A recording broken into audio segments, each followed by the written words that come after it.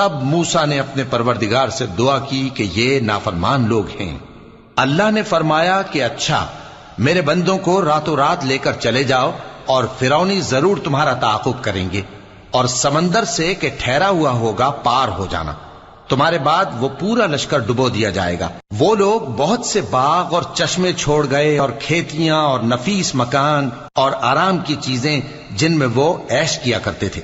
اسی طرح ہوا، اور ہم نے دوسرے لوگوں کو ان چیزوں کا مالک بنا دیا۔